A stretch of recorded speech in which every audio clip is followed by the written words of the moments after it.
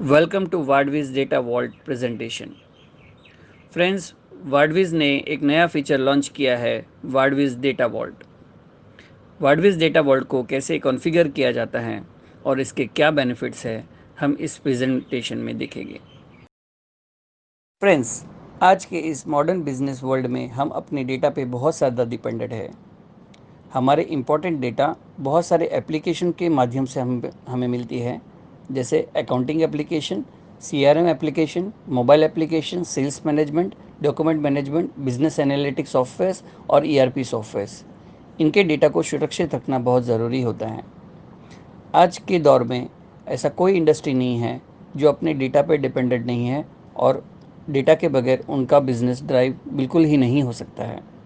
इसलिए डेटा को स्टोर करना और उसको बैकअप रखना बहुत ही ज़्यादा ज़रूरी है।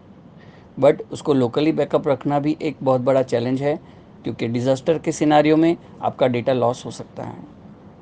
यहाँ पे वार्डविज आपको एक नया फीचर दे रहा है, वार्डविज डेटा वॉल्ट, जिसके माध्यम से ना सिर्फ आप अपनी बैकअप डेटा को सुरक्षित रख सकते हैं रैंसमवेयर अटैक से, बल्कि आप उसको शेड्यूल कर सकते हैं और जब चाहे तब उसको रिस्टोर भी कर सकते हैं। तो आगे हम देखेंगे कि इसमें क्या क्या फीचर्स हैं और कैसे इसको कॉन्फ़िगर किया जाता है। फ्रेंड्स, अब हम वर्डविज डेटा वॉल्ट फीचर को कैसे यूज़ कर सकते हैं, ये हम जानेंगे। इसके लिए आपको होम स्क्रीन पे आना होगा। होम स्क्रीन पे रिबन मेनू में आपको यूटिलिटीज़ का बटन दिखाई देगा, आपको वहाँ पे क्लिक करना है और उसके बाद आपका यूटिलिटी विंडो ओपन हो जाएगा। यूटिलिटी विंडो में ओपन होने के बाद आपको वार्डविज डेटा वॉल्ट पे क्लिक करना है। फ्रेंड्स, अब हम वार्डविज डेटा वॉल्ट यूज़र इंटरफेस को समझेंगे। इमेज 1 में जो स्क्रीन आप देख पा रहे हैं वो मात्र पहली बार रन करने पे आएगा। एक बार ये कॉन्फ़िगर होने के बाद ये स्क्रीन स्किप हो जाएगा। इस स्क्रीन में आप दो बटन देख पा रहे हैं, configure backup schedule. Configure backup schedule के माध्यम से आप डेटा बैकअप कॉन्फ़िगर कर पाएंगे। दूसरा बटन है रिस्टोर फाइल्स। इसके माध्यम से आप बैकअप किए हुए फाइल को फिर से रिस्टोर कर पाएंगे अकॉर्डिंग आप जिस डेट पे आपने बैकअप लिया है। नेक्स्ट इमेज में आप देख पा रहे हैं, जैसे ही आप कॉन्फ़िगर बैकअप शेड्यूल पे क्लिक करेंगे आपके सामने ये स्क्रीन आ जाएगा और इस स्क्रीन में बहुत सारे बटन्स दिए गए हैं। अगले स्लाइड में हम इन सारे बटन के फीचर्स और फंक्शन को समझेंगे। फ्रेंड्स, इस स्लाइड में जो इमेज दिए गए हैं उसमें बहुत सारे फीचर्स और बटन आप देख पा रहे हैं। इन सारे टैब्स के क्या मायने हैं हम इस स्लाइड में समझेंगे। रिस्टोर टैब, इस टैब के माध्यम से आप वह लिस्ट देख पाएंगे जिसको आप रिस्टोर कर सकते हैं। बैकअप टैब, बैकअप टैब से आप वह लिस्ट देख पाएंगे जो बैकअप के लिए आपने शेड्यूल किया गया है।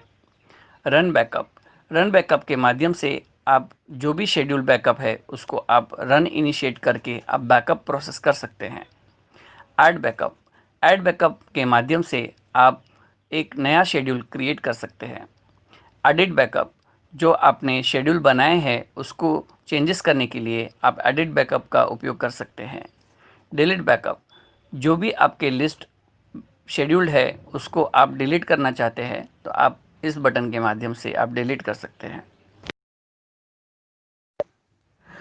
फ्रेंड्स, ऐड बैकअप शेड्यूल पे क्लिक करने के बाद आपके सामने यह स्क्रीन आ जाएगा, जिसमें आप शेड्यूल नेम कॉन्फ़िगर कर सकते हैं, schedule type, schedule time configure कर सकते हैं। फ्रेंड्स, इस स्क्रीन में दिए गए सारे बटन और फीचर्स के मायने हम समझने की कोशिश करेंगे। शेड्यूल नेम, शेड्यूल नेम में फ्रेंड्स आप अपने शेड्यूल का नाम डिफाइन कर सकते हैं। शेड्यूल टाइप, शेड्यूल टाइप में आप डिसाइड कर सकते हैं कि आपको कौन सा टाइप का शेड्यूल करना है, जैसे कि manual, once, hourly, daily, monthly या स्टार्टअप के दरमियान। शेड्यूल टाइम, शेड्यूल टाइम में आप डिफाइन कर सकते हैं कि आप किस वक्त पे शेड्यूल इनिशिएट करना चाहते हैं। नेक्स्ट बटन, यदि आप कॉन्फ़िगर पे आगे बढ़ना चाहते हैं तो नेक्स्ट बटन पे क्लिक कर सकते हैं। कैंसिल बटन, यदि आप किए गए सेटिंग्स को कैंसिल करना चाहते हैं तो आप कैंसिल बटन पे क्लिक कर सकते हैं। सोर्स विंडो, यह विंडो में आप जो भी फाइल्स को बैकअप लेना चाहते हैं या जो भी फ़ोल्डर्स को आप बैकअप लेना चाहते हैं वह ड्रैग और ड्रॉप कर सकते हैं। फ्रेंड्स, शेड्यूल डिफाइन होने के बाद आप डेस्टिनेशन फाइल लोकेशन और सोर्स फाइल लोकेशन आप डिफाइन कर सकते हैं बैकअप लेने के लिए। फ्रेंड्स, इस स्क्रीन के इमेज में दिए गए सारे फीचर्स और बटन्स के मायने समझते हैं। ऐड फाइल्स, ऐड फाइल के माध्यम से आप फाइल्स ऐड पर कर पाएंगे जो आपको बैकअप लेना है।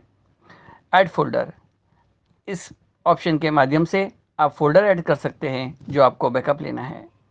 रिमूव, रिमूव ऑप्शन के माध्यम से आप जो भी फाइल्स या फोल्डर्स को आप डिलीट या रिमूव कर पाएंगे। बैक बटन, बैक बटन के माध्यम से आप पिछले मेनू में जा सकते हैं।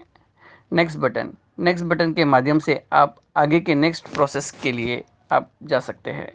कैंसिल बटन, कैंसिल बटन के माध्यम से आप ऑनगोइंग बैकअप शेड्यूल को कैंसिल कर सकते हैं।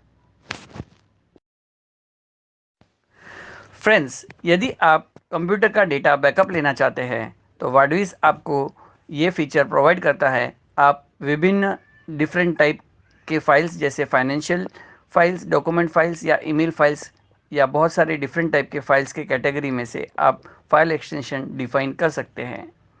फ्रेंड्स, आप अपने खुद के फाइल एक्सटेंशन भी ऐड कर सकते हैं। फ्रेंड्स, अगले स्क्रीन में यूज़र को फैसिलिटी प्राप्त होती है जहां पे यूज़र कोई भी स्पेसिफिक फाइल्स या फोल्डर को एक्सक्लूड कर सकता है या किसी भी स्पेसिफिक एक्सटेंशन को एक्सक्लूड कर सकता है। फ्रेंड्स, रिस्टोर बैकअप फीचर के बारे में जानेंगे। रिस्टोर बैकअप फीचर के माध्यम से आप किए गए ऑटोमेटिक या मैनुअल बैकअप को आप रिस्टोर कर सकते हैं। इसमें आपको दो ऑप्शन दिए गए हैं, restore from system and restore from customise path. Friends, यदि कोई यूज़र को अपना किया हुआ बैकअप को रिस्टोर करना है तो वाडविज डेटा वॉल्ट आपको सारे किए गए बैकअप के डेट और टाइम आपको बता। यहाँ पे यूज़र को सिर्फ चूज़ करना है कि कौन सा डेटा उनको रिस्टोर करना है। डेटा रिस्टोर करते वक्त आपको दो ऑप्शन मिलेंगे। आपको डेटा रिस्टोर ओरिजिनल लोकेशन पे भी कर सकते हैं जहाँ से बैकअप किया गया है या किसी न्यू लोकेशन पे आप रिस्टोर कर सकते हैं।